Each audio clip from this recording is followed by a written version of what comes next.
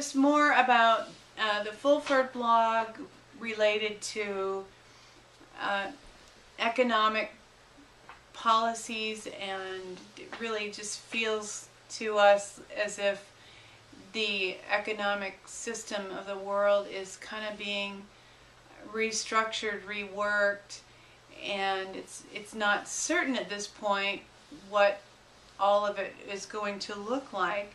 But we were listening to R.J. Hender's radio program this week, Morning Liberty, on the day that Ken Cousins was a guest.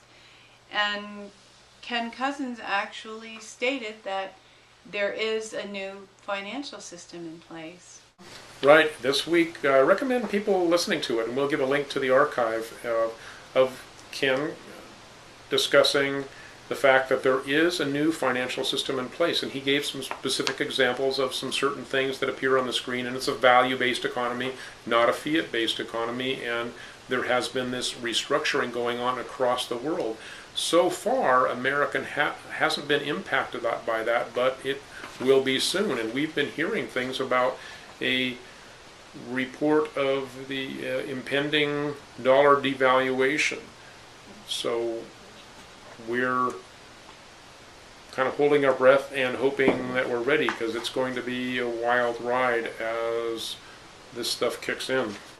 Yes, I put on Facebook this week a statement that I found that somebody made, that Pat Robertson had said on his broadcast one day this week, that the dollar would be devalued 60% within 48 hours. Well, that was more than 48 hours ago, and Don kind of questioned whether the person misunderstood what Pat Robertson said, misquoted him. It's unclear, but there is kind of an underground rumbling that the dollar is very likely to devalue, and I found it when I was trying to back up that quote from Pat Robertson, which I could not do. So this he probably did not make that statement. But I did find a mainstream media article stating that it's very likely that the dollar will be devalued by about 33%, and we'll have the link to that article. So we just kind of want to encourage people to be ready, however that feels to you. We, in this country, because we haven't experienced dramatic, rapid change, we kind of don't believe that it really can happen. And even I, to some extent, even though I talk about these things, there's a part of me that doesn't really believe that we could have rioting in the streets, that we could have our government in upheaval. However, it appears that these things are very likely, and we have heard that preparations are being made through the NDAA and the FEMA camps. Well, yeah, that's the whole reason why the National Defense Authorization Act was passed, because these people behind the scenes in Washington know what's going on.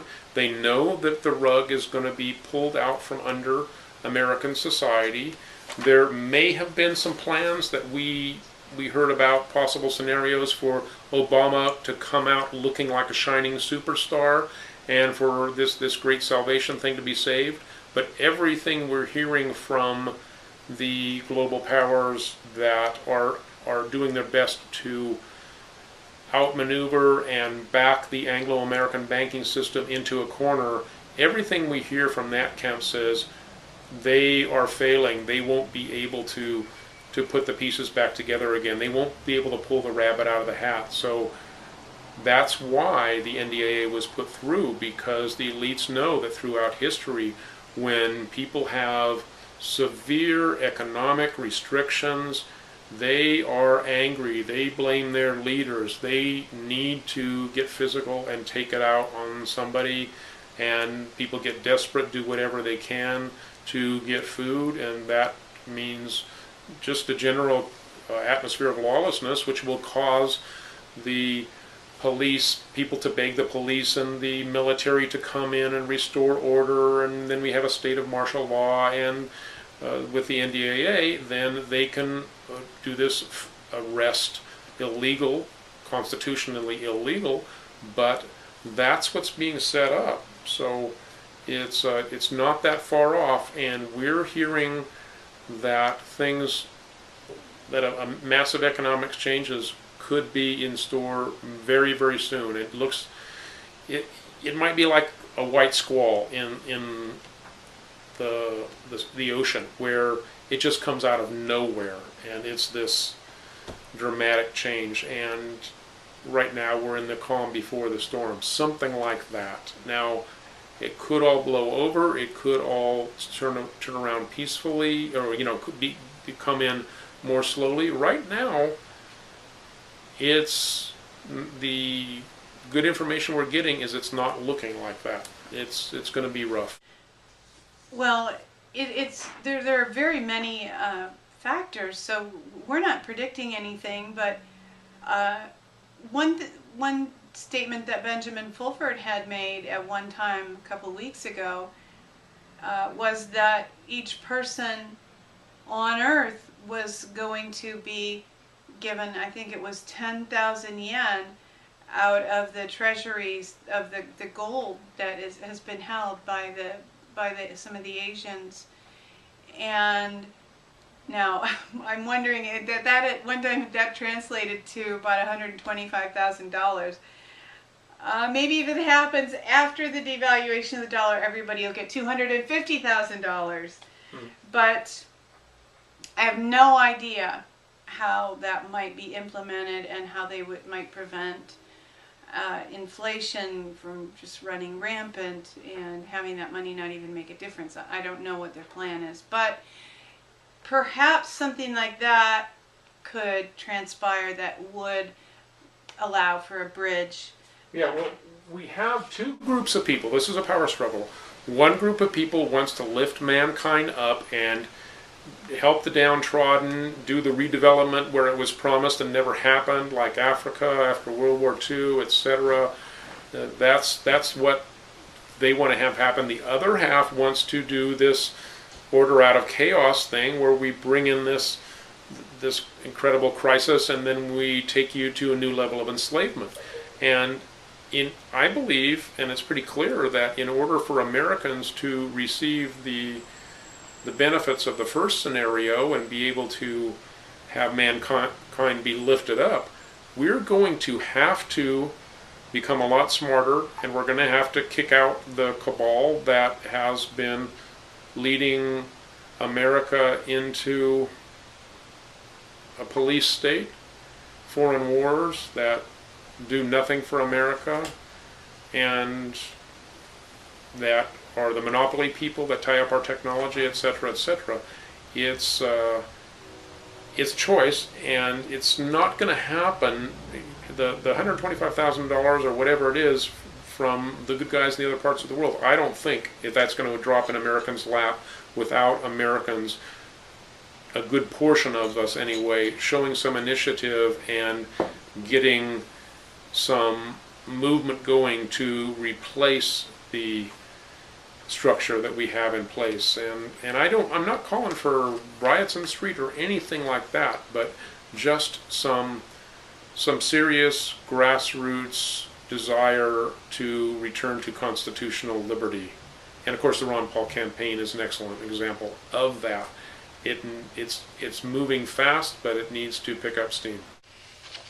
All good stuff. If you find yourself confused or overwhelmed by some of this information, David Wilcock on his website, Divine Cosmos, has been putting together a tremendous series, very comprehensive series of articles called Financial Tyranny, and we will put up the link for those. It digs down pretty deep and explains how money has been the tool that's manipulated civilizations for many hundreds, if not thousands of years. Divine Cosmos, that sounds kind of, Am I going to lose my salvation if I... That's between you and God. it might be worth the risk. No, it's not. It is definitely what we used to call New Age website. But if you're offended by that, you can probably overlook it. If you're not offended by it, just take it all at face value and, take the truth that's there. And one of the most encouraging things we've found is in the Liberty Movement when you get people that are Christian conservatives that can work alongside with New Agers who both understand the value of liberty and how it draws people together. It's a beautiful, beautiful thing. Yeah, it truly is. And a lot of what David wrote is based completely on facts. And he does editorialize a little bit, but the facts that are there regarding financial tyranny are astounding. And they will take you into the rabbit hole whether you want to go there or not. So be warned. There is still a lot of noise being made about war in Iraq. Everybody, all the talking heads say it's inevitable, it's going to happen next year or next month, or that is getting a lot of press, and I think that fear that generates tends to support the causes of the elite in an occult, spiritual way. So try not to be afraid of war. We have actually heard that, Benjamin Fulford is talking about a lot of people at the Pentagon who oppose the war, and other people are stating that as well. So it does seem that it's very entirely possible that war will be avoided. It's possible that it won't happen, and that would be amazing, astounding, and they say that they've stopped it from happening so far. There have definitely been times when the cabal powers tried to start a war and it didn't happen. The Russia, Georgia, Odessa in 888, that whole thing was supposed to become a regional conflict that could escalate into a bigger war. It didn't happen because people saw through it. They saw, and there's a lot of new media, the internet media, that is able to expose a false flag as soon as it happens. Anything that happens in the Persian Gulf where something isn't what it's supposed to be, I'm really pretty confident that that will be exposed and they won't be able to keep the lid on it. So whether or not they can bring in internet censorship to shut the flow of information down that quickly, I don't know. I think Americans would wake up pretty fast if the internet got shut down really quick. So I think the things are not looking too good for these powers that be. I think that they may not get their war, which would be just awesome. And we'll have to see how that works out, but that's certainly what we're hoping for. Yeah, I think some people like to refer to them as the powers that were. So the powers that be. Personally, I like that.